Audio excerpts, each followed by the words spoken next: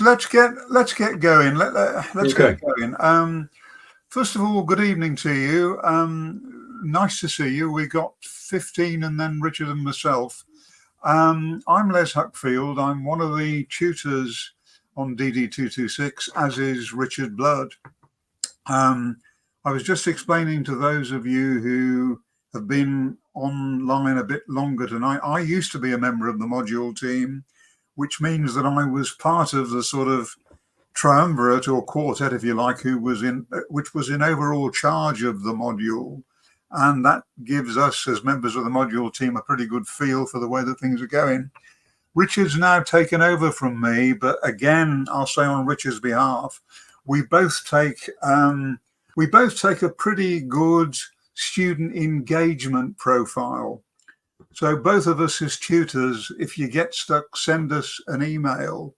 As I said earlier tonight, the thing that disappoints me, if I don't hear from students and then students don't submit, all I get is an email notification from the OU saying that this student has dropped out, and that's all I know. And that's obviously disappointing to me.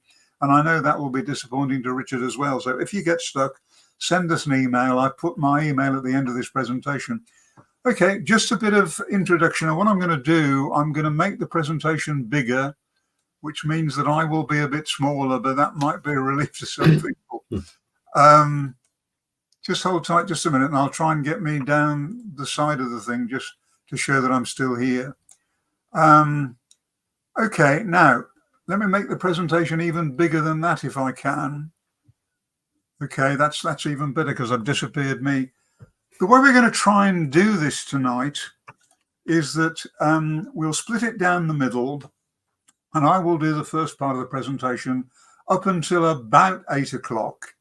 We'll then have a sort of, well, it all depends how things are going, about 5 minute, 8 minute, even 10-minute break in the middle. Richard will then take over and fill in some of the gaps and particularly deal with part B and some of the bits that I haven't had too much time to focus on. So that's the way we're going to do it. We'll split it in between us, have a break in the middle, and Richard will take over at half time. I hope that's okay with people.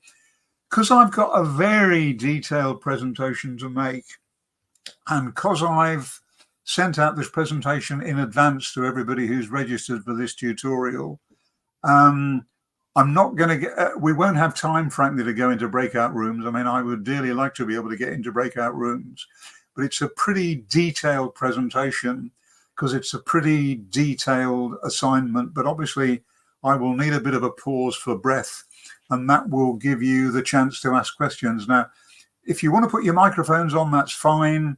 I know that students are very reluctant to put their cameras on, but if you want to put your camera on, that's fine. But obviously the main means of communication is usually via the chat, and I usually pick up things as I'm going from the chat. So that's the way. I hope it'll be okay. I want to keep it as informal as possible. So those of you who have been to my tutorials previously, and I think this is about the 6th one that I've done this year, Richard.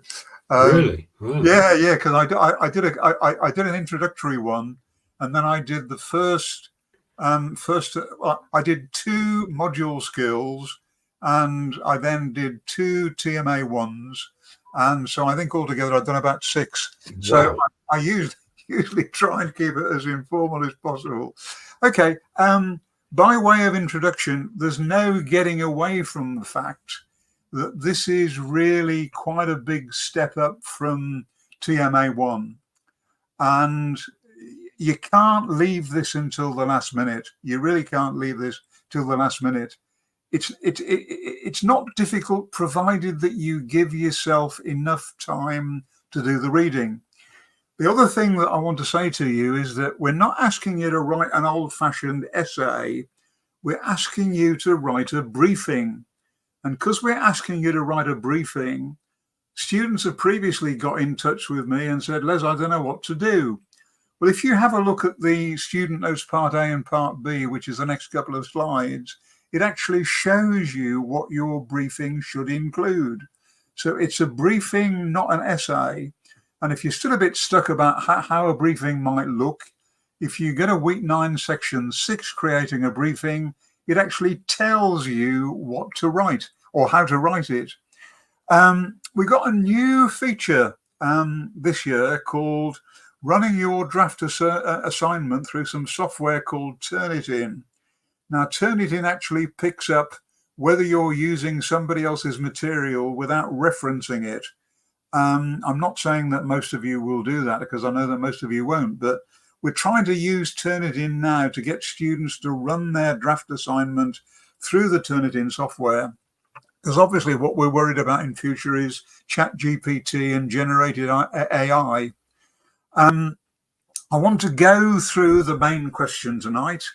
I want to go through some of the economic modeling diagrams that I hope you'll be able to use. I want to make reference to the spreadsheets, which I think will help you with your calculations.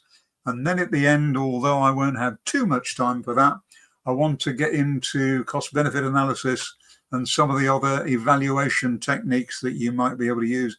There's also, by the way, some what I call hidden gems, which a lot of students don't pick up. And I'm going to tell you where they are, because if you use the hidden gems, which I think are tucked away in the VLE, they pretty well tell you how and what to write for this TMA. And finally, because we're getting quite serious now about citations and references, you'll see running all the way through my slides, you'll get my citations in what I call mauve, or what you might call purple. And then my very last slide gives you the references to which those citations link. So citations and references, and don't forget you get some marks for doing citations and references.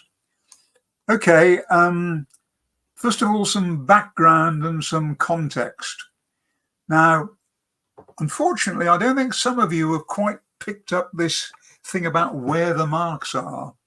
If you go to the menu bar of the DD226 website, and if you go into assessments,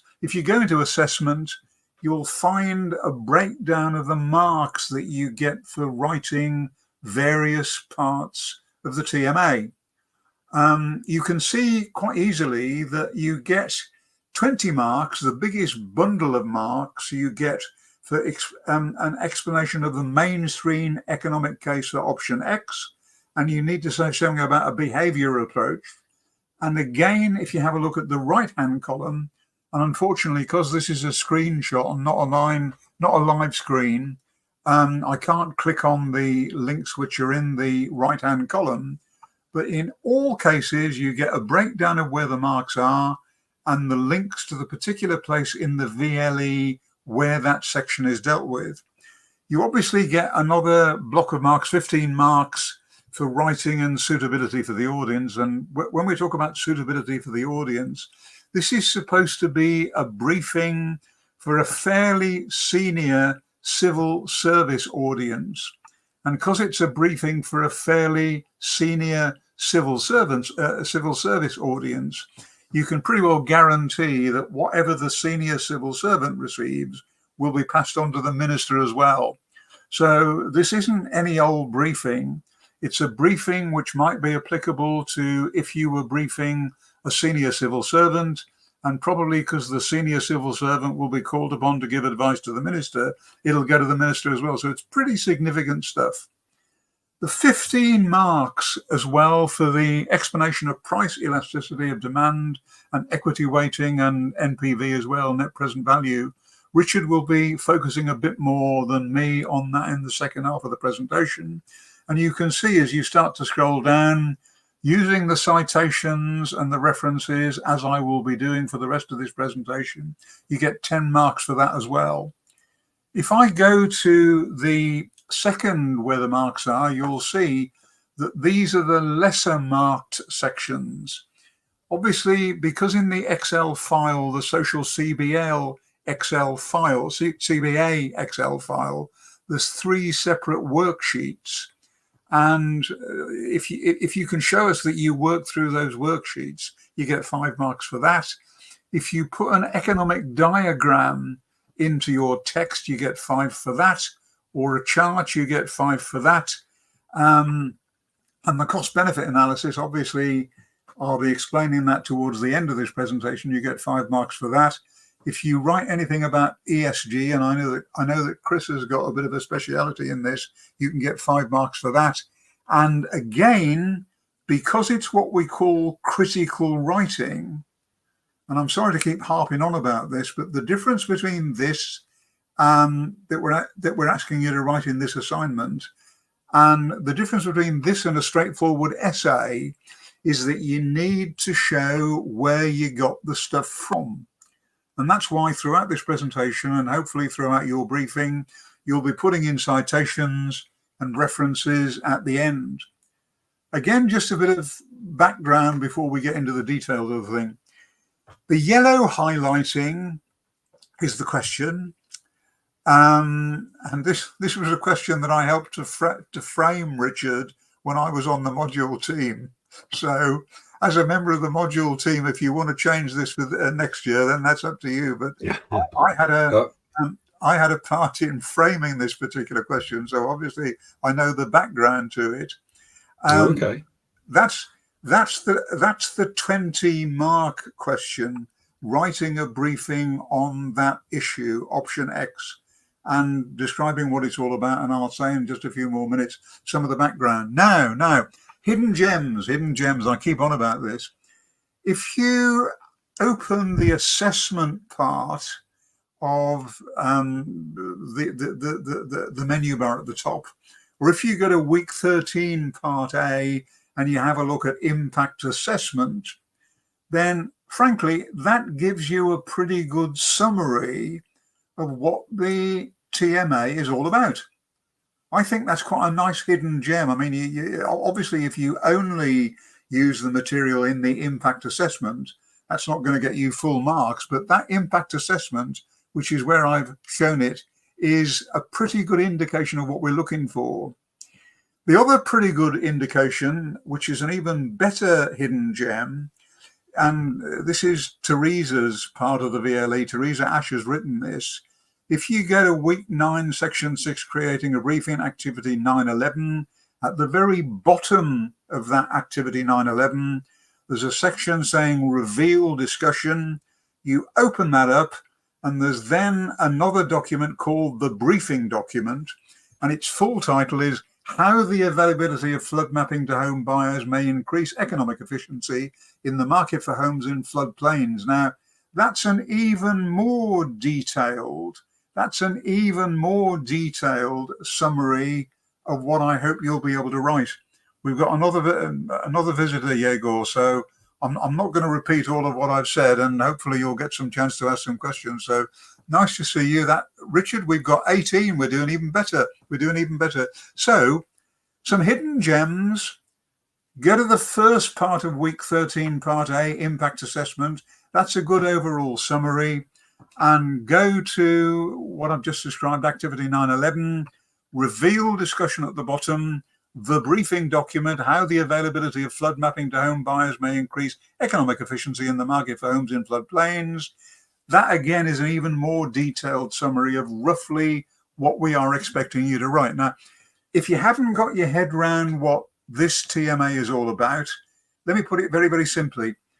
Everybody would like to build on floodplains because it's easier, it's flat land, its access is easier, all sorts of things. And everybody would like to buy houses on floodplains because it's flat land and it's easy to get to and all that sorts of things. But if you allow everybody to build on floodplains and you don't have any government intervention, first of all, house builders are going to be imposing all sorts of social costs on all sorts of people, including local authorities and the Environment Agency, which, as you know, is not very good at doing its job anyway. So if you leave it entirely to the market and say to people, well, okay, this is a floodplain, so go ahead and build on it, house builders will not be charging or will not be including all of the costs that they should be, and house buyers will not be aware of all of the costs that they should be taking into account. So there is a case then for some kind of government intervention, and what we're asking you to write about is a particular sort of intervention based on house builders charging a 5% climate change levy. So that's what the TMA is all about. If you let people build on floodplains without any sort of rules or regulations or market intervention, first of all, that could be quite a serious distortion of the market. It's going to mean house builders building homes and not charging all of what they ought to be charging for. And it's going to mean house buyers not being aware of all of the costs that they should be taking into account. Okay, a bit more background. Week 10, Section 5, you've got a short list of options. There's an even longer document there, which I still think is a hidden gem. That Department of Environment document 2013A, I put the link in the references. It is a heck of a long read, quite honestly, but if you want to skim through it, that gives you a pretty good overall indication of the sorts of issues that you ought to be referring to. The Excel file with the 3 worksheets, social CBA for option X, you need to try and complete the calculations in the VLE before you have a go at that.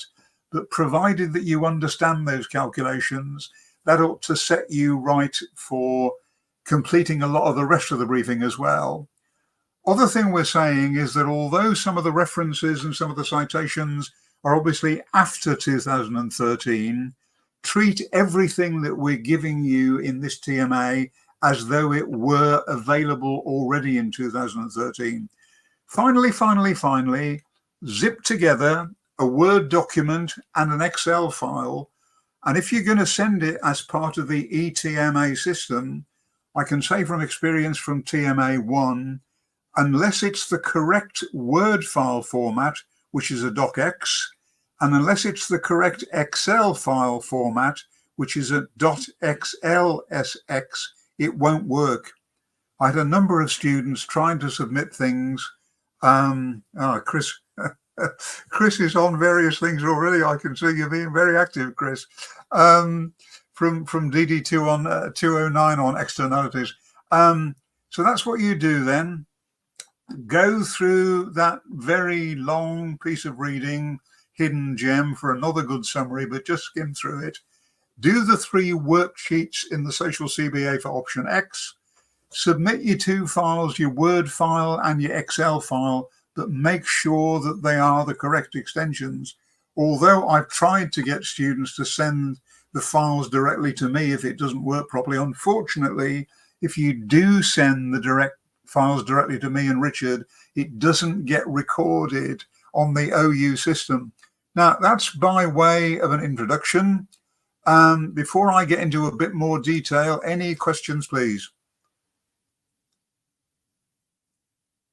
Either using your microphone or in the chat.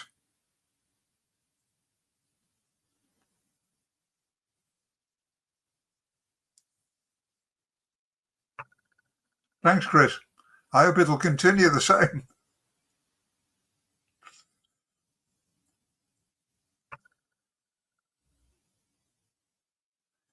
Okay, John. Let me get into some of the detail then.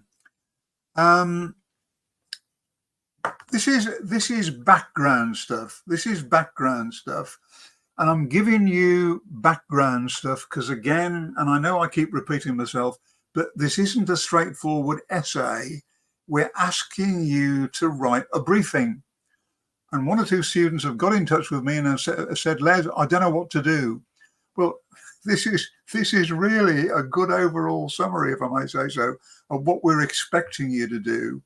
And again, the main hints of how to write a briefing, week 9, section 6, you've got to describe the problem, why government intervention is necessary. And I've just described why government intervention is necessary, because if you leave it all to the market, house builders will not charge what they should, and house buyers will not take into account all of the social stuff that they ought to be taking into account.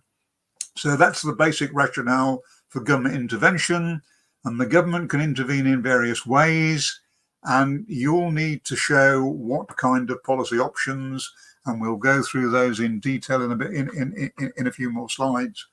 How you write a briefing, a short introduction. This is going to be a briefing on option X. and it's going to say 1, 2, 3, 4, 5. Don't put numbers, but you really need to give an abstract of what you're going to do. Critical writing, and I'm saying this for the third time tonight, and I'm not apologizing, you need to set out not only your information and your arguments, but where you got it from. That's the whole point about critical writing, to show that it's not just you. You need to show where you got the stuff from. And that's what citations and references are all about. It's okay to use subheadings and bullet points. Integration of diagrams or charts. The best way in many cases to show things, instead of describing things in narrative form, is to put a diagram in, because a diagram obviously doesn't eat into your word count, and it's a very good summarizing way of, well, it saves you a lot of words, and it's a very good summarizing way of explaining what might otherwise be a very detailed narrative. And again, the referencing at the bottom, I will show you that in my very last slide tonight. If you haven't done citations and stuff, there is a link that I put in the last slide on my presentation showing you how to do that.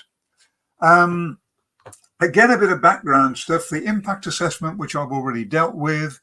The social CBA file, which has got 3 worksheets showing equity benefit, costs and benefits, and net present value. It also deals with price elasticity of demand. Again, some more background stuff. The options, week 6, section 4.3. Background reading, week 9, sections 1 to 5. And again, the basic case for government intervention, week 6, section 7.4. But the main elements of what you'll be doing in the briefing, week 9, section 6, activity 9.11. I think you're starting to see why I sent out this presentation in advance. But again, this is all background stuff.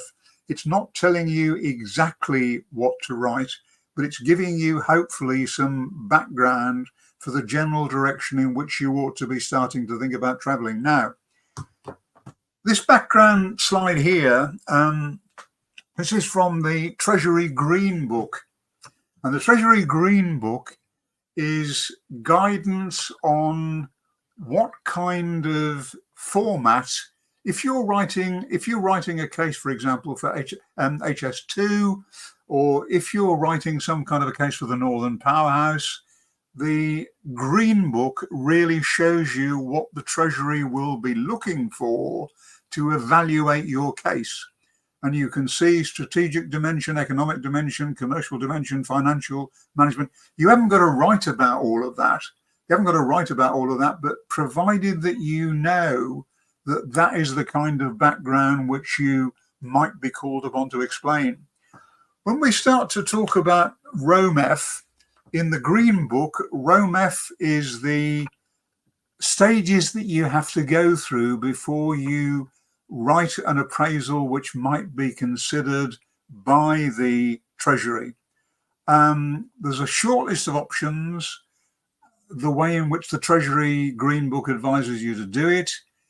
And again, everything that I'm putting in this slide is not what you've got to do. Everything that I'm putting in this slide is simply the background to the kind of briefing that hopefully you will be able to provide. A rationale for intervention, which I've basically gone through already, that if you leave it entirely to the market, houses will be too cheap. If you leave it entirely to the market, house buyers will not be aware of all of the social costs or even social benefits that they might incur. You then produce your long list, you then produce a short list, and you identify in your briefing which is your own preferred approach. In other words, the policy recommendation that you're making in your briefing. So again, that's all background stuff before I get into the more specialist stuff that Richard is going to focus on tonight as well. So since that's the first number of slides just on the background, any question that anybody wants to ask me about that?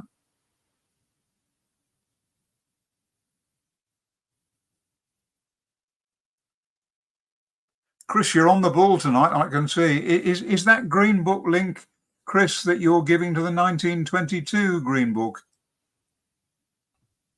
Yeah, I don't know if you can hear me, Les. Okay. Yeah, No, You can fine. hear me? Yeah.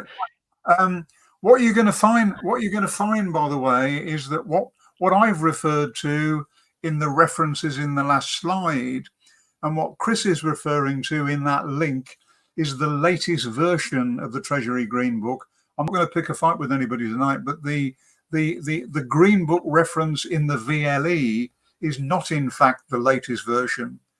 The latest version doesn't change all that much. It's just Chris and I being clever, saying, but there is a later version than that. It's the 2022 one. There's just like updated on the 27th of October last year. Yeah, fine, absolutely fine. Because I think as recent as it can be. I think the one in the VLE is from an earlier date. Okay, so if there's no questions then on the sort of overall background stuff that I'm giving, let me get into a bit more detail about the meat. That sounds fine coming from a vegetarian, but let me give you a bit more detail about the real stuff that we're anticipating that you'll be able to put in the middle of the sandwich, if you like.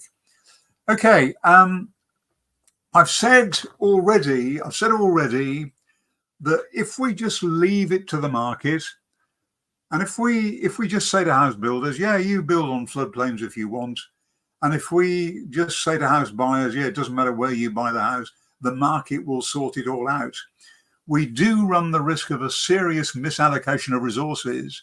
And apart from anything else, we're going to get too many houses built on floodplains. So the market will not necessarily take all of that into account, which obviously is the basis on which we're asking you to write the briefing tonight, because there is a pretty good case for intervention. And the main reason that we're asking you to write this assessment tonight is, first of all, the house builders, and secondly, the house buyers don't, if you simply leave it to the market, take into account the externalities.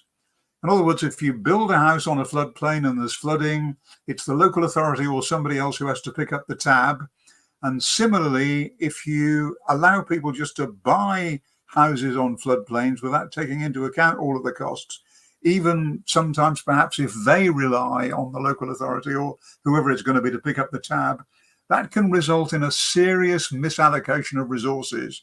It can mean, sorry to say this, but homes are too cheap and people are not paying enough because they don't take into account all of the costs that might be incurred through building on floodplains.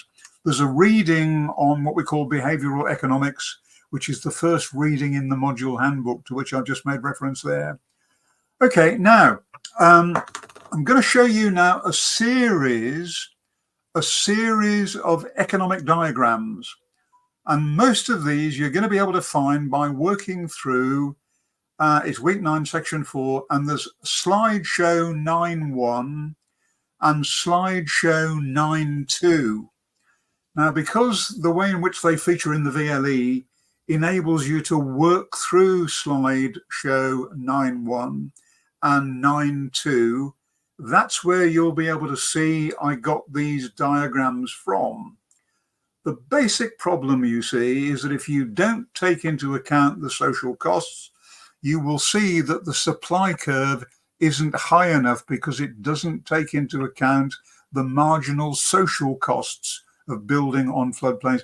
If you go back to that solar panels example that you did in TMA1, the same issue arose then. The problem with the solar panels is that because there was an increase in energy prices, the whole of the supply curve needed to change, and you needed a new supply curve, taking everything that had changed into account. This is the same issue. Supply 2 or S2, or the marginal supply, the marginal social cost of supply, takes into account the externalities as well. The marginal private costs of supply doesn't take into account those costs. So you can see that the marginal social cost supply curve is higher, and it shows that houses cost more to supply.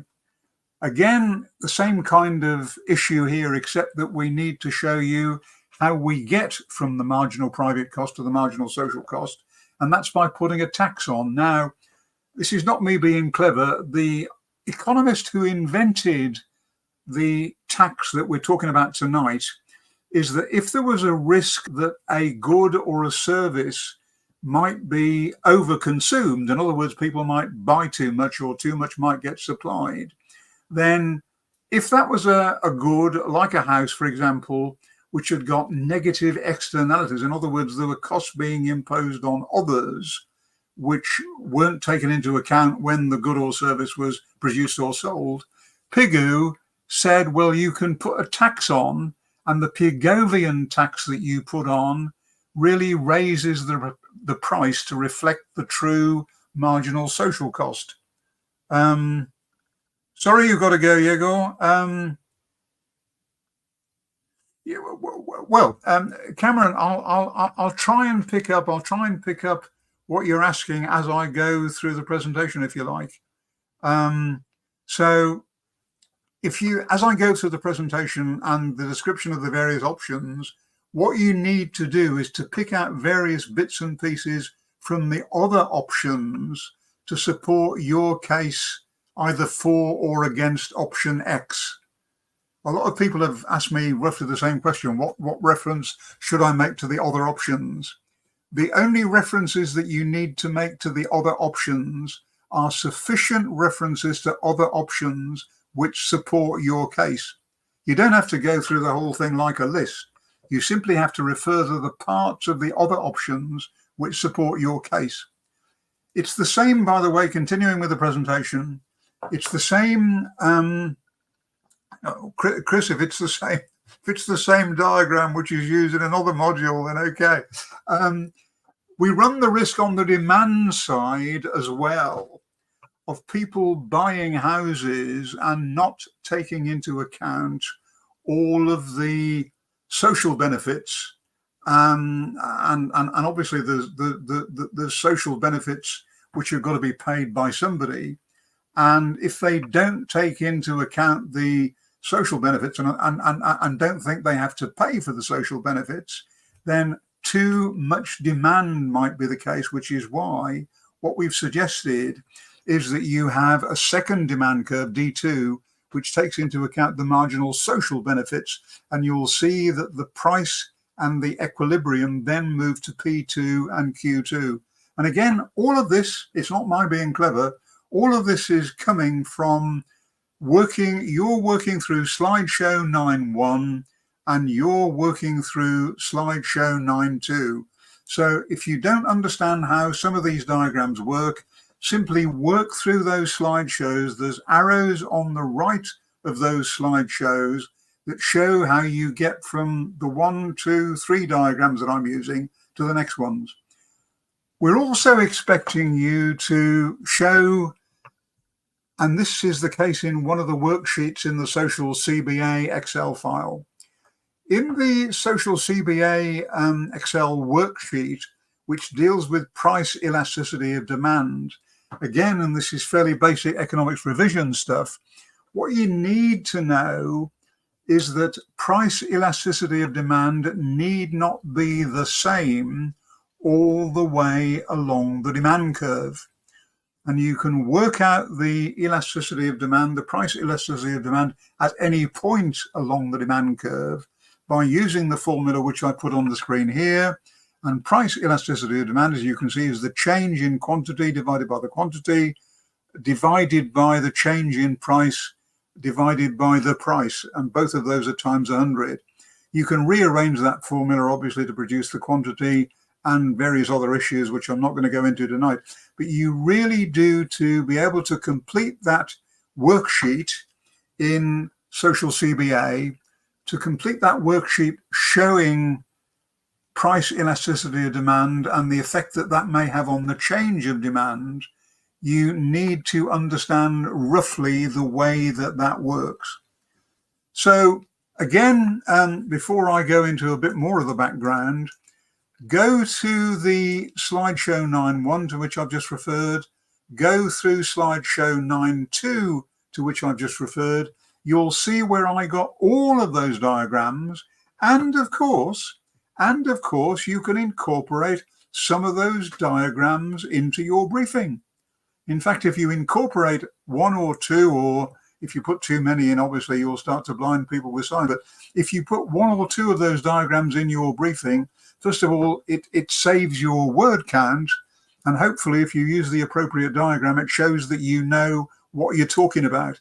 It's all about how you reflect externalities in the supply price and in the price that people are paying. That's what this assessment is about, reflecting externalities. Now, you can try and reflect those externalities. In other words, the social costs and the social benefits. You can try and do that in other ways. And I've listed here some non-economist options. You can either say, well, you can get the Environment Agency to regulate it, or you can get local authority planning committees to regulate it. But I have to say, we all know that the Environment Agency isn't particularly good at regulating or enforcing. You could try, I suppose, limiting the supply through quotas or bans, or you could introduce flood resilience standards.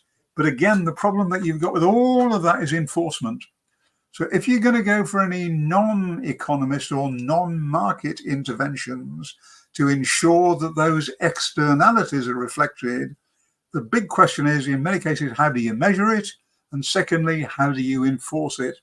So it is better, quite honestly, if you're going to try and build externalities into the supply side and the demand side, you try and do it using market interventions, which is why we got the Pigovian tax. You could say, I suppose, that, externalities could be negotiated between the house builder and the house buyer. The house builder, for example, could say, well, it's going to cost a bit more, but that's because I'm trying to guard against any increases in flood defences and stuff like that, which you might have to pay for. You could say that all of that ought to be negotiated between the provider and the buyer, but quite honestly, making sure that that took place is going to be a heck of a job. Or you could have a go at environmental and social governance standards. And again, Chris is the big expert on this. The problem that you've got, again, is measuring a lot of the environmental and the social guidance stuff, because you're dealing very often with stuff which can't easily be measured. And then again, you've got the enforcement problem. So if you want to build externalities from the supply side and the demand side to produce an appropriate equilibrium, you can try and do it outside the market by regulations, etc. But I don't think that's going to be very successful. Or you can try and build it into the market price in some way. So that's roughly the sort of thing that you ought to be thinking about. Now, again, just before I get to some of the details about the Excel spreadsheets, do bear in mind that there's some serious insurance issues that you ought to be taking into account. And I'm just going to nip through this slide very quickly. If you've got a mortgage, your mortgage supplier, whether it's the bank or the building society or whoever nowadays, they will say, look, you're going to have to insure it. But when you start to talk about insurance for building on floodplains, you immediately get into difficulties, because not everybody, unfortunately, is going to get a very good insurance policy. A lot of people, quite honestly, are going to say, well, okay, I'll do my insurance on the cheap because I know that the local authority or somebody else will pick up the tab. If you leave it to people to sort of sort it out themselves, the risk is that only the people who can see the risk are going to get the proper insurance. So there's all sorts of difficulties if you leave the insurance thing just to the market. And again, that's the case for some kind of government intervention, and the kind of government intervention which the government has chosen, and I'll be giving you some more background about this in just a few minutes. The government intervention option is called Flood Re, which means that the government reinsures the insurer. That also means that the government is involved in the insurance market, but the best way that the government thought of doing it is that until 2039, the government will stand behind the insurance companies as the reinsurer. So those are some of the insurance basics that you ought to take into account. Again, giving you some of the options which might be available. And I repeat what I was saying, I think it was to Cameron earlier, you don't have to give a list of these options. You need just to be aware that other options, apart from option X and apart from option 2, flood re, are available. You could do nothing, for example, and hope that the market would sort it out, but that's not very good.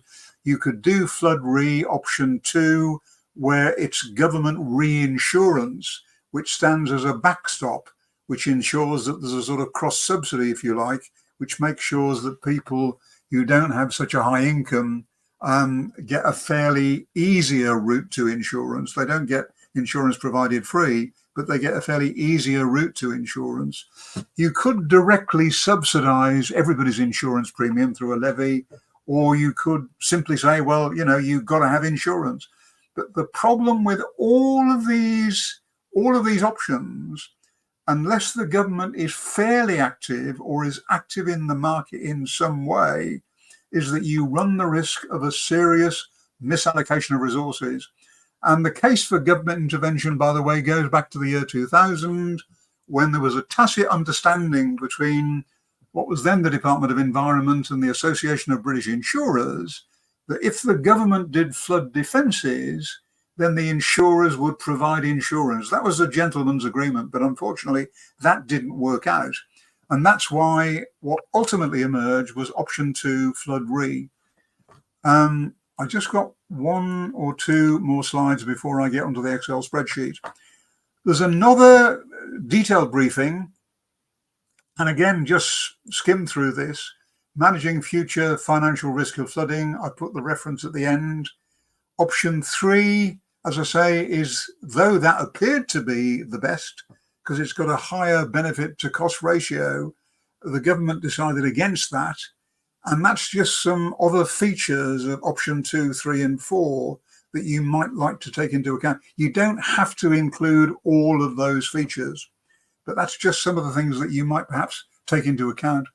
I'm starting to rush a bit because we're getting towards 8 o'clock and I need to get into the spreadsheets. Now, there's 3 worksheets that we want you to have a look at in the social CBA for option X spreadsheet.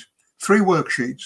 One deals with net present value, another deals with price elasticity of demand, another deals with equity benefit. Now, I'm not going to have time, unfortunately, to work through all of those spreadsheets tonight. What I've tried to do, and Richard will hopefully be able to enlarge on this a bit, is to show you where in the VLE those spreadsheets are. Because if you go to the references in the VLE that I've given for NPV, price elasticity of demand and equity, you can see where the workings are to enable you to complete your social CBA spreadsheet. And as I said at the bottom, you get marks for trying. So even if the calculation that you make isn't spot on, then if you've had a go, then obviously I give marks for that. And I'm pretty sure that Richard will as well. So there's 3 worksheets in the CBA spreadsheet: NPV, net present value, price elasticity of demand, and equity benefit. And each of those features are dealt with in a separate worksheet in the spreadsheet. Okay, now this is me starting to speed up because we're getting towards 8 o'clock. We're also asking you to show that you know something about how you might appraise the option that you've chosen. But to save me rabbiting on tonight, there's actually a very good summary of cost-benefit analysis, cost-utility analysis, and cost-effectiveness analysis. If you go to the module handbook on page 164, you'll find that there's a fairly good summary of appraisal methods. Now, obviously, it's not going to do you very well if you simply copy out sections of the module handbook, but there is a good summary of what you might be saying about the various appraisal options. I've got some more slides, which I'm not going to have time to do tonight. What you ought to know, and I suppose this is the best example that I've come across of taking social costs and social benefits into account.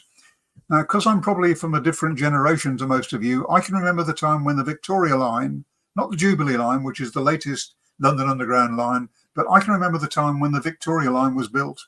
And the Victoria Line would not have been built unless externalities had been taken into account.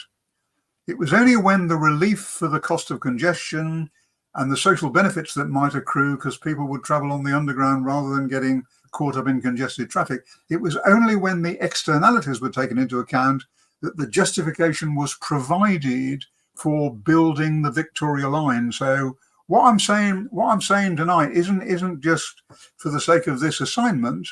It's showing to you that a very good example of taking into account the social costs and the social benefits and doing cost benefit analysis, because that was what the building of the Victoria Line was based upon. That's a very good example of an actual use of taking into account external costs. The problem, of course, whether it's cost benefit analysis or whether it's environmental, social, governance arrangements, or whether it's some of the other methods which are available like cost utility analysis, cost effectiveness analysis, the problem with all of these evaluation and appraisal options, the problem that they've all got is that you're asking people to make calculations based on things like congestion, like the value of people's time. You're asking these calculations to put a value on things which are not easily measurable. And it was because the Victoria Line put a value on congestion and the saving in congestion costs. And okay, they put a value on people's time. They put a value on what the market would value in terms of the reduction in congestion. It was because of that the Victoria Line was built. Now, if you stand that on its head, because it's the same kind of argument, I've put Colette, I've put a reference. If you're asking about the module handbook, you ought to have received one. If you haven't received a copy of the module handbook, then you ought to get in touch with Student Services. And Richard is absolutely right. It should have come in the post. If you're asking for the cost benefit analysis of the Victoria Line, I put a reference to that in my final slide. Okay, because it's coming up to 8 o'clock. Let me just finish this off. What you really need to do, and I've said a lot of this tonight before, and I'm sorry to sort of rush this, but I want to try and give you a break.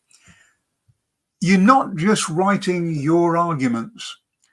You've got to show where you got your arguments from. Ian, I'm just seeing your thing in the chat. You all ought to have received a hard copy, and there is a file copy of the email handbook on the VLE. So either by file from the VLE or the hard copy, you ought to have received it. But I'm just summarizing again, because you're writing a briefing. Colette, I can't give you the link because I haven't got time to find it. Okay. Yes. Thank you, Trevor. Thank you. If you go to resources, if you go to the menu bar along the top bar of the VLE website, if you have a look under resources, thank you, Trevor, it's there. So thank you, Kerry, you found it as well. Okay, so it is there. The file copy version is there, and as I say, you ought to have received a copy in the post. But again, what I keep trying to say to you, and I'm sorry to be a bore on this, you need to show where you got the stuff from. Finally, what we're asking you to do, and this is a summary of what I've tried to say in my part of the presentation tonight, you have got to make the case for option X. If you think that's the best option, then that's what you've got to say, but you need to refer to the other options as well. You need to show that if you simply leave supply and demand to the market, it doesn't always get it right. You need to recognize that government intervention, either to make the cost more or to give house buyers more information, that will shift the supply curve and the demand curve. Price elasticity is also important, and you need to show that you know something about evaluation as well. Okay, Richard's going to do part B, and part B is about writing what I've been describing for an online newspaper. You've seen this slide, which I've got on the screen now, showing you where to get more information. I'm still looking, by the way, for an admin volunteer for the WhatsApp group. we haven't got a flourishing WhatsApp group this year, and I think you ought to have one so that you can swap ideas between yourselves. This is my summary of where the marks are in the TMA. And you can see you get 25% of the total mark in TMA02. It's the same with TMA3. EMA, the final end of module assignment is 40%, but it's got a 30% threshold. If you get stuck in any of this, that's my email. And this is my final slide, I promise you, that's the kind of references which I'm hoping that you will please try and use. You will see at the very top, there's a link to Michael Beasley, Chris Foster's Victoria Line, some of the other references which I put in there. What I've done, by the way, the blue links, to save you going to the OU library or to another library to which you might have access, which will give you some of these sources, I've actually put in the direct web link. So for the links which are highlighted in blue, that ought to take you straight to the article or the journal or whatever it is. So if you simply cut and paste those links into your browser, that ought to take you straight to that particular reference. Now, I'm not going to say any more because we're coming up to the halfway mark anyway. Ian, thanks very much indeed. If somebody else is running a WhatsApp group, Kerry, I don't think, if I may say so, that the WhatsApp group is in one of the forums. I'm a pretty assiduous follower of the forums, but I haven't seen anything about the WhatsApp group in the forums, so it ought to be entirely separate from the forums. Let me shut up because we got 2 or 3 minutes before 8 o'clock and ask if you've got any questions, please.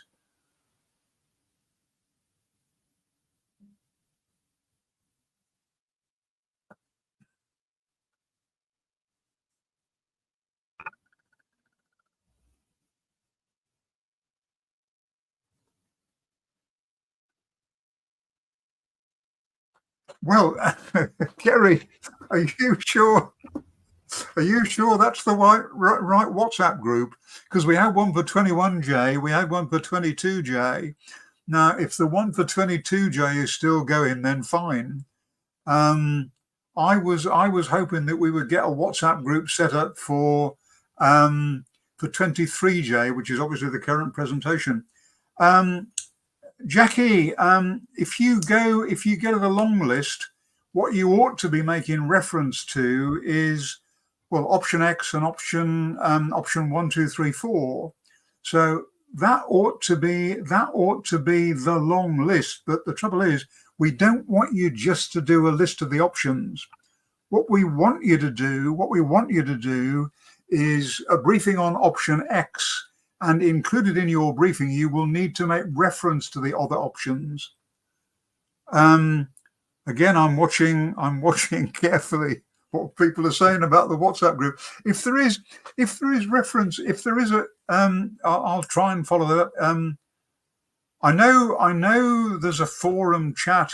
Trevor, if you've seen a link to a WhatsApp group in the forum chat, that's even better. It's something that I haven't seen.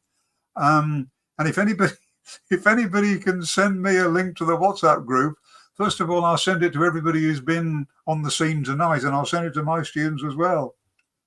The reason I talk about the WhatsApp group, by the way, and I usually sign myself up to join the WhatsApp group, is that it gives me a pretty good idea of the way the module is going, but it also gives you a very direct input into the way that things are going, and it allows you to swap ideas. I'm going to do a bit of cut and paste, Trevor, from the link that you've sent me. Because again, I don't know. This is me trying to be ever so clever. Just a minute.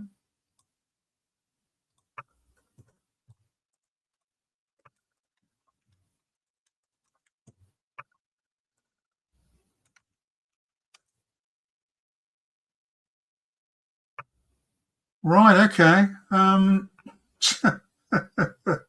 If you want to follow Trevor's link, and I can obviously send that out afterwards. it simply said DD226 WhatsApp group invite. Now, again, I don't want to eat into your break time. If you download that, it might be 23J, but what I'm a bit concerned about is that it's probably 21J or 22J. If Kerry or Casey are members of that WhatsApp group, they might be able to tell me. Somebody's trying to tell me something with their microphone and I can't hear you, sorry. I still can't hear you, I'm sorry.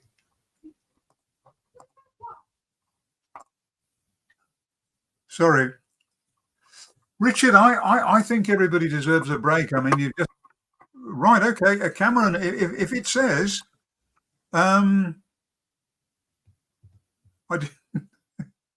Yes, yeah, I was going to say, if people would like to take a break for 5 minutes, I think that's probably a good idea. Should we pause the recording then? Yeah, Rich, I'm going to pause the recording. Apologies. Yeah. Right. Okay. Yes, a very polished first half. A little bit of a tough act to follow, actually. So, as some of you may have heard, or Leslie and I have some recognise some issues with this TMA, and there is a technique though to this, which is useful for level 3 courses as well, where you're sort of piecing together. It's something like a jigsaw. All the material that you need to answer this is available. It's just you've got to find it, and you've got to there's some extra work involved finding it on the VLE and moving around between the parts of the VLE, and actually also the impact assessment, which I'll speak about in a couple of minutes. So for this part of the presentation, what I'd like to do is reiterate some of what Leslie said and add to that, add a little bit more detail, or spend a little bit more time with the MPV, equity and PED parts of the TMA. And then consider part B, which is the final part of the TMA. Yeah, and it's a quite a different activity, but it's a fairly straightforward one. And we'll spend a few minutes towards the end of the presentation talking about that. And that, all being well, should leave some time for some questions and answers about the TMA and a little bit of chat about it, if that's okay with everyone.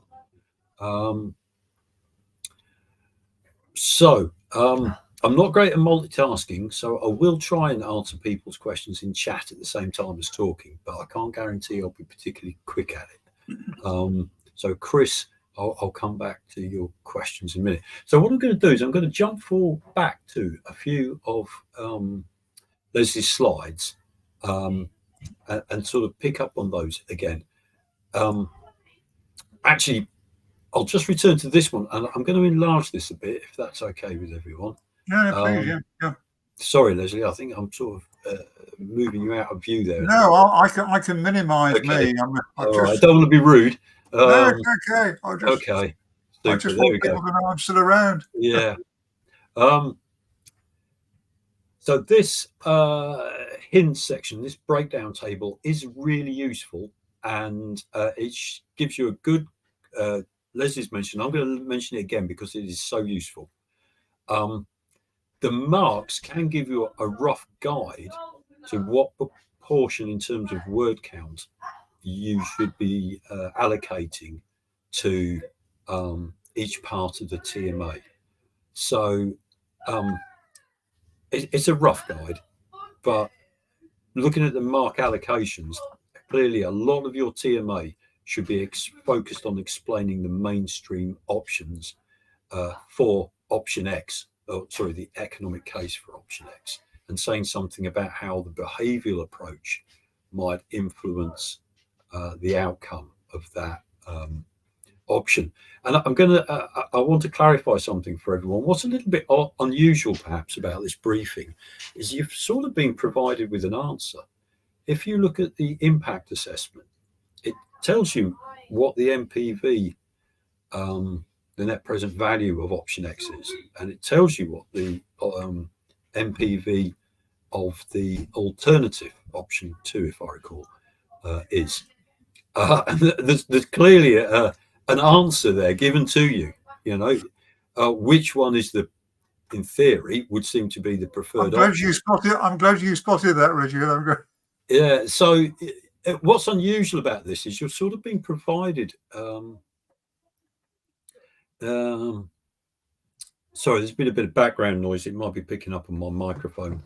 Hopefully it's stopped now. So sorry, Colette. Hopefully things have improved a bit. Frank, it's bath time, and there's a bit of chaos in the house. My office, if you like, without digressing too much, is a converted garage next to the stairs. So whenever there's any family things going on, everybody hears. So hopefully it's all quieting down, and it's you can hear me now. So yeah, you've got an answer provided for you, or some very big hints about what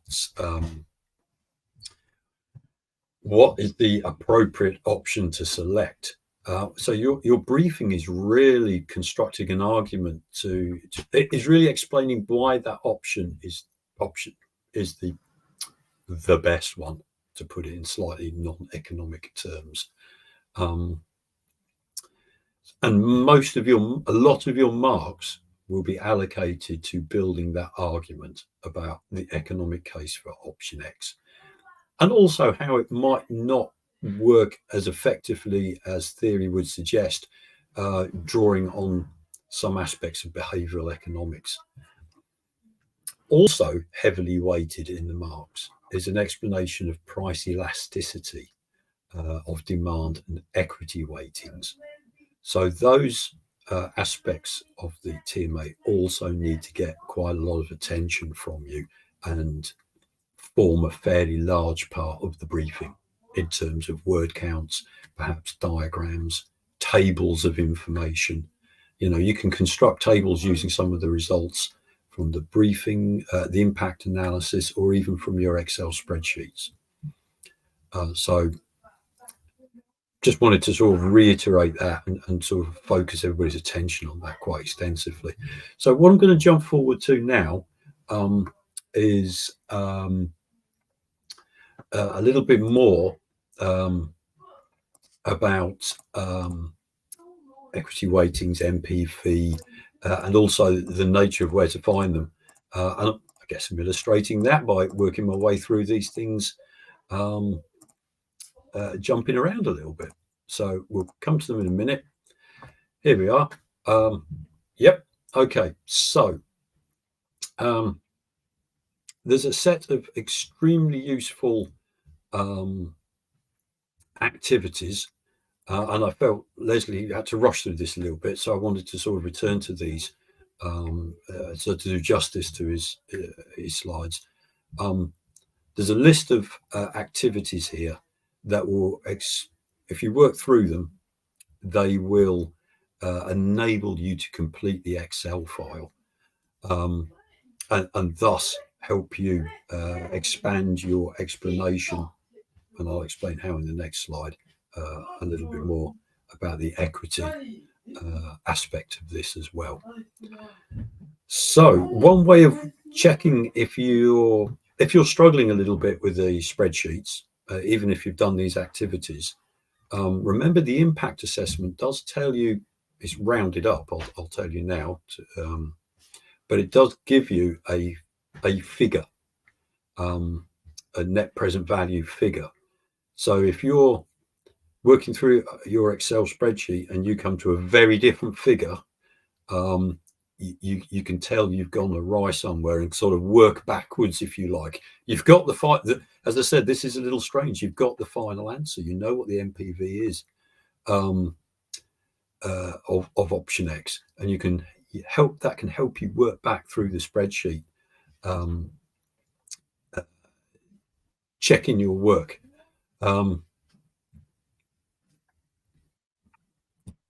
Okay, yeah, Chris, yeah, I think we had a few email conversations about that, didn't we? And hopefully that that sort of technique helped you sort of zero in on the result. And as I say, the MPV in the impact assessment is rounded up. The one that you'll get in your spreadsheet, I think, is going to come out of 2 decimal places. So bear that in mind, and you should be fine.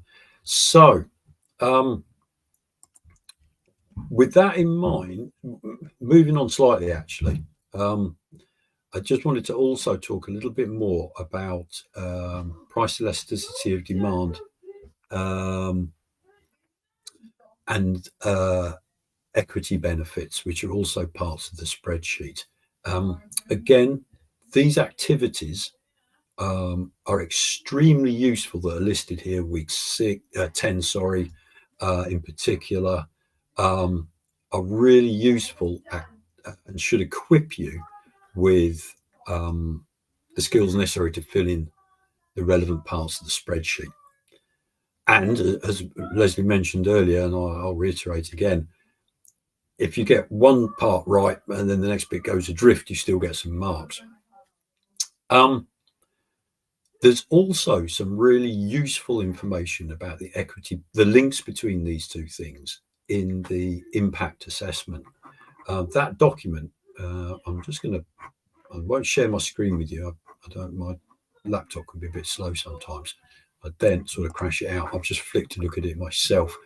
Yeah, the last bullet point actually on the 3rd page of that impact assessment makes a very useful connection between the idea of equity benefits and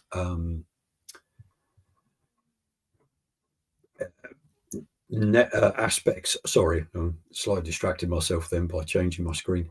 And price elasticity of demand as well. And I wondered just for a couple of minutes if anybody wanted to sort of in chat or over the mic sort of, you know, explore that issue and sort of comment on this. It's a fairly open question I'm asking there. I'm not even sure it was a question, so I'll rephrase that.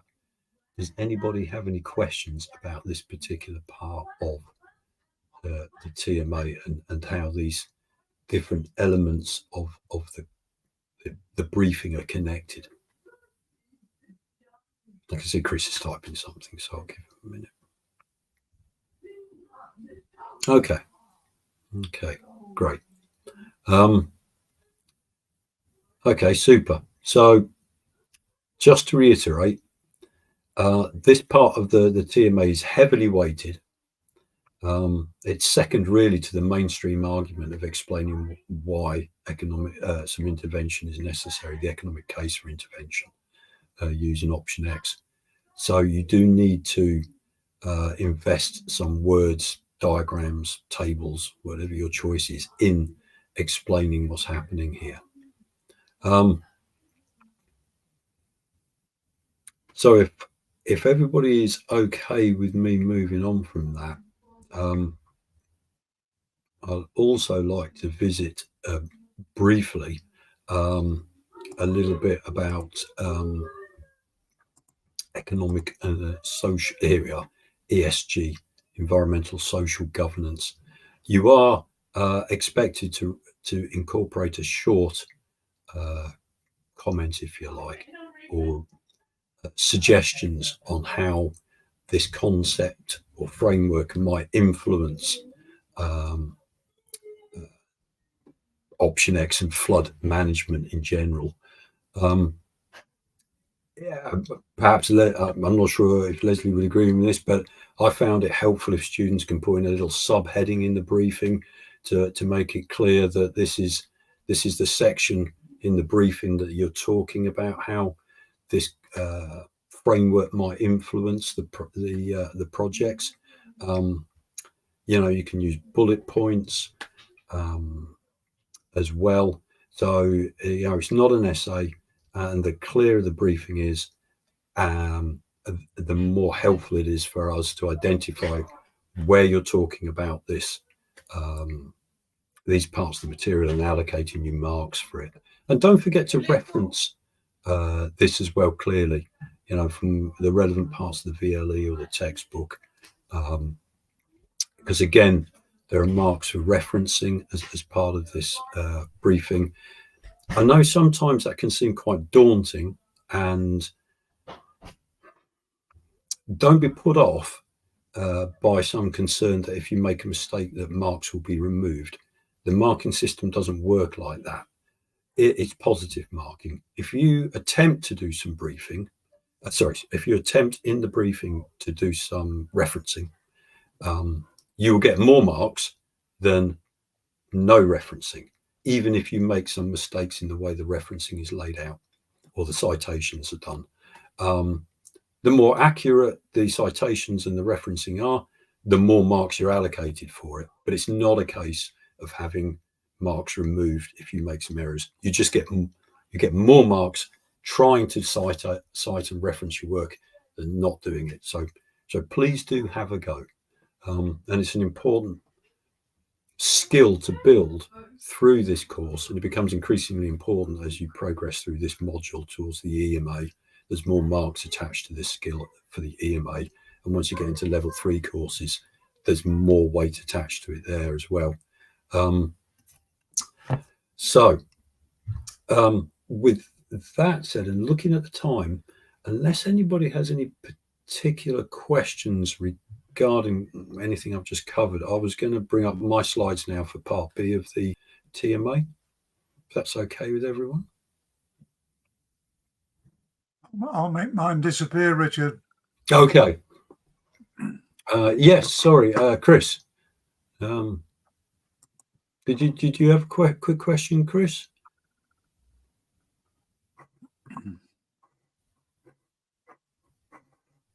Right, I'll better upload my slides while I'm thinking then.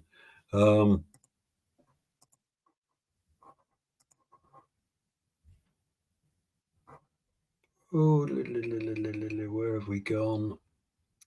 Share, add a new share. Right, better make sure I'm bringing the up-to-date ones up. Sorry, everyone, I'm always going to take a minute or two to do this. Terrible multitasker. Tutorials, TMA02, part B, here we are. So part B of the TMA is worth 10%. It's not a large part of the marks, obviously, but it is helpful to build up your score, and it should be a relatively straight, compared to the rest of the TMA, it should in theory be pretty straightforward. You've got a fairly short word count to work with, you've got 2 tasks to do, should be simple. I think it is, but perhaps in reflecting the nature of the rest of the TMA, at first glance, it might seem a little bit more complicated than it really is. So I've brought up the question here, actually. Hopefully everybody can see that. So you've just done part A. You've written this excellent briefing designed for a fairly high-ranking civil service management team.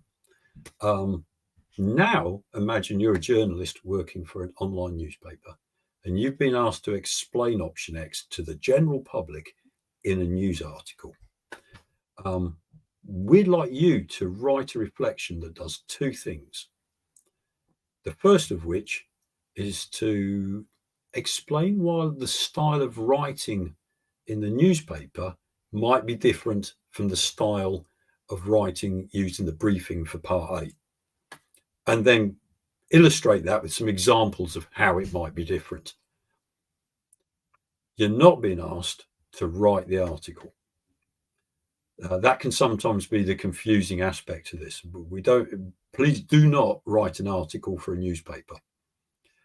What we'd like you to do is explain clearly why the newspaper article, the style of it, might be different to the briefing, and give some examples of how it might be different. And you need to draw upon some communications theory that's in the module to do that well. So this is not some I don't want to sound rude, but some sort of waffly opinion piece at the end of the TMA. This is meant to be drawing on some theories and ideas about communication, which moves me on to the next slide. Actually, that just reiterates what I've just said. And I think I'll move on from that quite briefly, succinctly, actually, or quite quickly. Right. So there's some links at the end of this these slides that I'll leave up for a couple of minutes for everybody. But following those links onto the VLE, you will find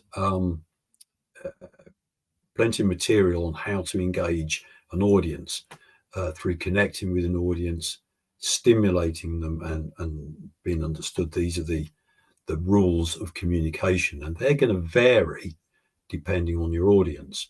So if we were to take the second bullet point here, perhaps stimulate the audience, is that going to be an important part of your briefing for the civil service? And if it is a relevant part, what things will stimulate the civil service compared to a newspaper article? Perhaps we might be stereotyping a little bit. I don't know if anybody listening would like to put into chat or come on the mic and suggest what sort of priorities perhaps would the communication style of a briefing for the civil service. What are the sort of priorities you think? What are you looking for to connect with a management member in the civil service? Any suggestions, anyone? What makes them look good at the next opportunity where they need the electorate to like them? I think, Richard, is what you're looking for. Yeah. Well, maybe, Chris. I mean, politicians definitely, somewhere further along that chain of the civil service system, there will be some minister who their connection to that briefing will be, will I be re-elected? But if we're stepping back through that chain to someone in DEFRA, for example, or the Environment Agencies, whatever it's been rebranded as now. God, I've lost track of what the changes. What is that manager? What are they going to connect with? Maximum effect for minimum cost. Right, okay. And I can see we've got some comments coming up in the chat box as well. But yes, budgetary concerns. So you might want to be connecting with your audience there about the impact it might have on their budget. And I think Colette's points about it being more specific for the head of department and perhaps more general with less detail for the public. Yes, definitely. And I'm just going to sort of move the slides along a little bit and start sort of bringing a little bit more theory. It's quite straightforward, I would hope, for everybody. We're trying to envisage the audience needs here and recognize how they might differ from our own. Colette, you and Chris, there are these different needs that you've alluded to there. And we can't assume they're the same as our own, and they might actually vary quite a lot. Cameron, you mentioned sensational. Well, it's interesting you should mention that because I think my next slide was going to sort of identify these two different needs. And here I'm drawing on module material, intellectual needs and emotional needs. These are both related to flooding, the images I've chosen, even if they are a little bit obscure. The one on the right, I think it's a microwave floating in floodwaters.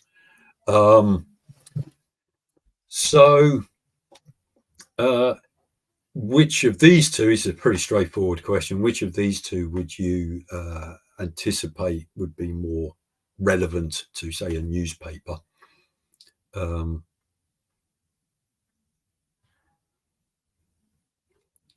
Yeah, and I guess it depends. Well, I won't say any more. I'll just let people finish typing. Colette, sensational, right hand, yeah. I tend to agree. That was my idea. Yeah, my thinking. I've put a link in the chat earlier. I don't know if you can see it. It was a little bit further up. It's by Harris Stevenson and Joyner, Richard. It's attention-grabbing headlines, and I've used it in my piece, and it kind of covers all of what you're saying. You know, it's an academic article about the sensationalism and the headline pyramid filtering down, but it does give good information on how you'd extrapolate what is essentially for the lay person. I hate that term, but you know, from the information that we've used for the briefing, how to kind of extrapolate that and say, hey, this is how and why you would use certain things for the I use air quotations, the lay audience, as it were. Okay, great point. Thank you, Chris. That was Chris, wasn't it? Yes, yeah. It was. Yes, great. Remuted my mic. Yeah, it was. yeah. Okay, super, great. Thank you. Yes. Actually, and Colette, I think the sort of intellectual needs, we might associate that more distinctly with the sort of head of department who needs to make rational decisions and support their decision making with empirical evidence and you know, theoretical foundations. Though I think your point about looking good at a meeting as well is possibly more relevant to many people's. They're terribly cynical at the moment, aren't they? Maybe I've been to too many meetings.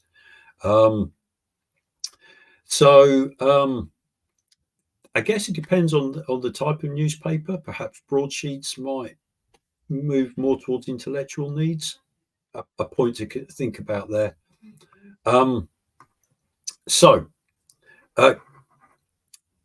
Here we're exploring some of the ways that and some examples of why our style of writing might vary between the two articles. Let's call them that.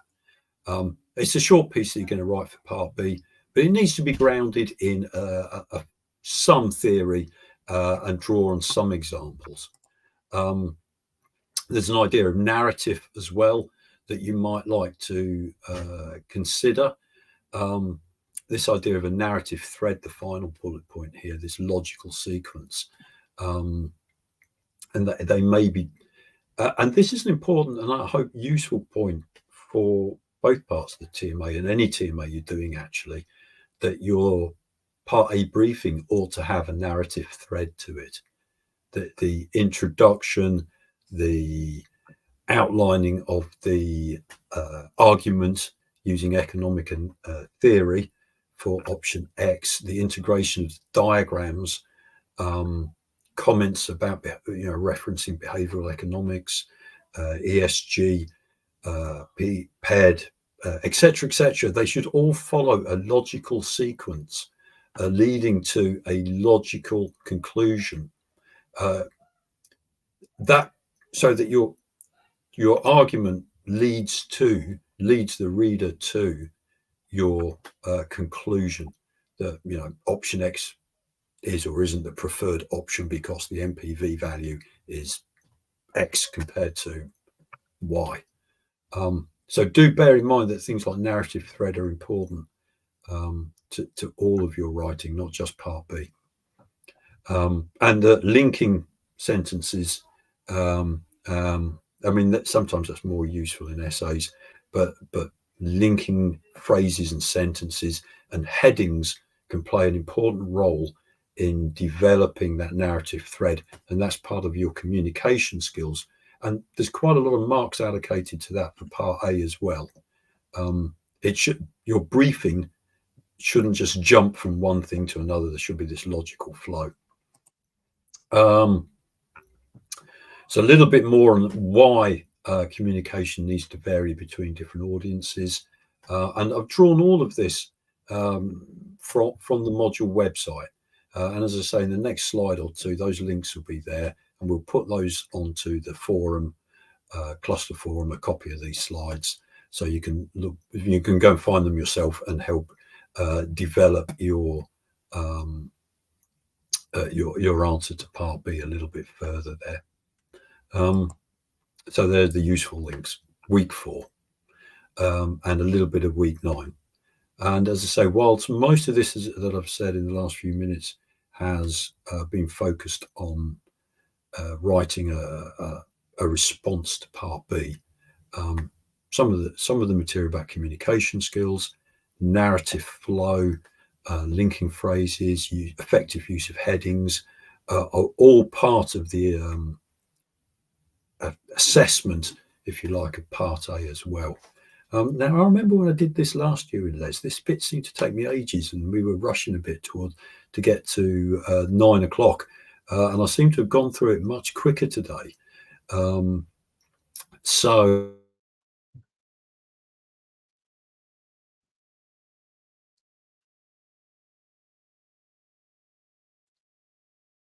the tutorial, I'm still going. So we're in an unusual position tonight of actually having a bit of spare time. So at this point, first thing I'm going to ask is, does anybody have any questions or comments about Part B of the TMA?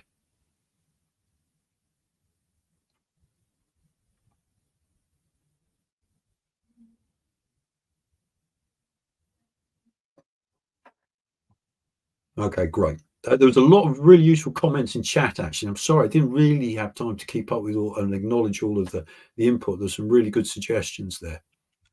Okay, great. Okay, super. So Part B should be straightforward. Nice little thing to finish on, but it has got an important skill that you can develop as part of it. So, you know, and I say this because I don't know about Les, but each year I find that there's usually a few students who don't submit Part B. And Richard, can I echo that? Can I echo that? I find that this is quite amazing. I mean, to be candid with you, doing Part B, as you've just kindly explained, is not that difficult. It really is not that difficult. But a lot of students just don't do it. Now, if you don't do it, I mean, you're just chucking away 10 marks. Yeah, and given that, yeah, as we've discussed this evening, that Part A is quite challenging in some ways. This is this 10% here for Part B is a useful cushion, should we call it that, a safety net, if you're finding Part A a bit of a challenge. So please don't overlook it. Now, we have a few minutes before the official ending of the tutorial. I'm happy if Les wants to say anything else, and if anybody has any questions they'd like to direct me or anything further they'd like to discuss about Part A, please take the opportunity now. I'll do my best to answer them. I'm sure Les will. Richard, just a quick word on something that you said, and I think that some of our listeners may already have picked this up. If you go to that impact assessment Word file at the beginning of what the assessment is all about, it actually gives you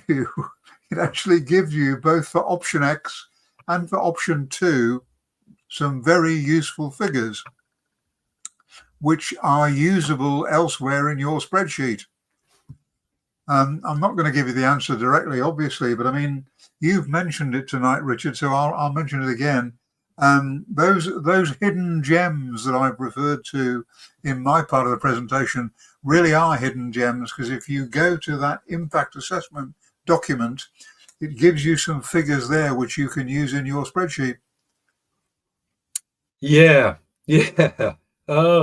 I think that's yeah, it's very useful, and I see Megan's just put something in chat here. Yeah, Megan, it's the second alternative.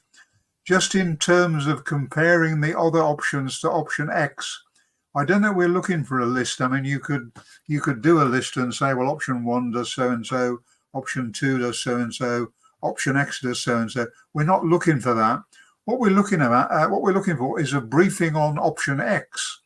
But I don't think you can do a briefing on option X without making some reference to the other options. So what you've said in your second alternative is right. Can I add something to that? I think there's what you would need to avoid is using up a lot of the word count, perhaps at the start of the briefing, simply describing all of the different options, the long list, and why flooding is happening and why it's a problem. Some of those things can be very briefly summarized in an introduction or a table of the options, I think, as Leslie was alluding to, but they've got to be a really, really short part of the briefing, because the marks are, if you think about what the marks are being given for, they're being allocated for explaining the economic theory of why government needs to intervene, how paired MPV, equity weightings, etc., are part of this analysis. There's really almost no marks, I would say, for simply describing all the different options or why flooding happens. Gentlemen, I did have a look through this, and I'm almost certain it specifically says compare it to flood re. It doesn't say specifically.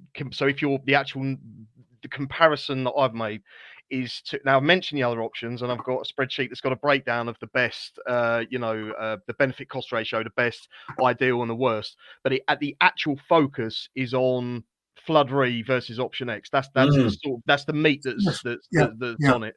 Yeah, totally. Okay. All right. Yeah. But Chris, the secret, I think, or the sort of hidden secret in this assignment is that the one that the government has chosen doesn't come out best. Yeah. Yeah, no comment. I'll just leave it at that.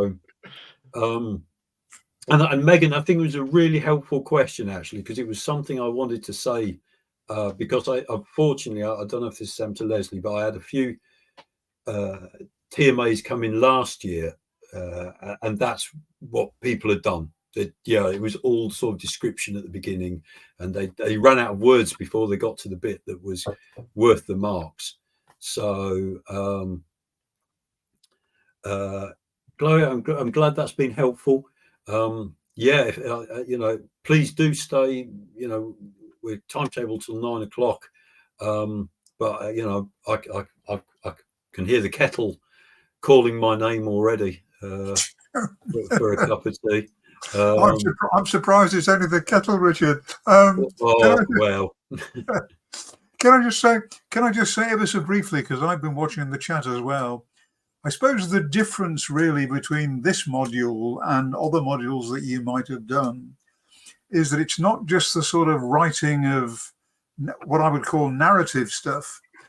It's the fact that in this TMA, and it's the same with the next TMA, and it's the same with the EMA as well.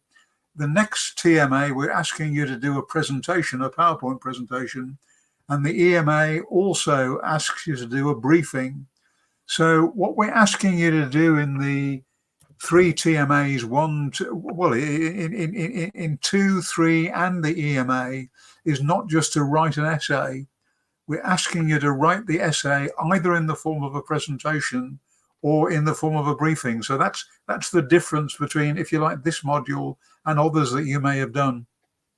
I'd like to think that gives you extra skills. Yeah, it's a very practical. That's the nature of the module. It's designed to develop practical skills and employability skills. I did some work on another module, sort of assessing its employability. They call it employability skills in the OU, basic how it prepares students for work skills. And this particular module, this one we're doing now, it stands really, really well in comparison. The range of, just think about this. Excel skills, briefing, writing, communication skills, as before we've even got around to sort of the applied economics to real life and given last week's weather, really pertinent issues at the moment. Even today, just driving around to the shops, going past all the flooded fields, and I've got flood text alerts last week, and I'm nowhere near a major river. Well, relatively speaking. I work for a supermarket on the weekends, and our supermarket's currently underwater because of flooding. So everyone wants to think that they know about flooding, and I'm like, no, listen, at the minute, I'm the one that knows about flooding. well, there you go. This is providing. Sorry, Chris, I didn't mean to cut you off then. That's all right. But you raised such a good point. You're not. This module is providing you with the economic explanation of why flooding occurs. That there's been an oversupply of property on floodplains, or that too much property has been built on floodplains, and is offering you the opportunity to assess how well an intervention, in this case, being a tax on the construction of houses, would work as a solution to that problem. So you're absolutely right, Chris. You're doing this TMA. It's not just an academic exercise in writing an essay. It's a really skillful piece of work that you're putting together, which is excellent preparation for employment, and perhaps taking us back to something that Leslie, we were all discussing earlier, is perhaps why it might appear at first glance quite challenging, because it's actually something that many of us, or many of you, and perhaps myself as well, working in an academic setting, are not used to doing. We're used to writing essays. Here we're doing something very practical, and it's a slightly different set of skills. And notwithstanding our concerns about the way the VLE has been set up, it's a slightly different set of skills and a slightly different approach to some of the other assignments you've done. And it might be part of some people's initial concerns about it. Yeah, I'm not going to lie, Richard. Without looking before you start the module at sort of how the TMAs are laid out, but not really going any further. After doing DD209 last year, I just assumed that every single TMA would be SA, EMA. I'm not going to lie, I didn't look into it. So while you say it's structured, it's a little bit jumpy, but it's different, and from my personal opinion, it's not a bad thing. No, that's great to hear. Because we are, the module team are trying to sort of develop people's skills and abilities, and also challenge people as well. And hopefully a work in progress. Yeah, Ian, I think you're probably right there. There's always Ian, I think you're right. I mean, but as it works in progress, I hope it'll get up to 60 credits. Well, I will mention it if whenever we have our next meeting, and I'm in it, I will put forward all the points you've raised, Leslie. Can't make any promises. Well, yeah. If people would like to, if anybody has any other questions to raise, please feel free. If not, we can sign off a little early unless Leslie has some. No, that's fine. I mean, considering that we've still got 11 people with us, Richard, I think we're doing very well. Okay, great. That's good. Sorry, Ian, I can't help with that. Would if I could. Thank you, Cameron. We'll let you go. We'll let you go. Okay. Look, thanks, Richard, and thank you everybody for coming. Because this is being recorded, if you get stuck for the link, I'll put the link to the recording in the Tutor Group forum. But you will be able to see this afterwards. But for those of you who put things in the chat, and for those of you who spoke, it will of course be anonymized. Okay. I'm going to stop the recording, Richard. Okay, that's a good thing. Okay. Thank you very much. Okay. Thank you.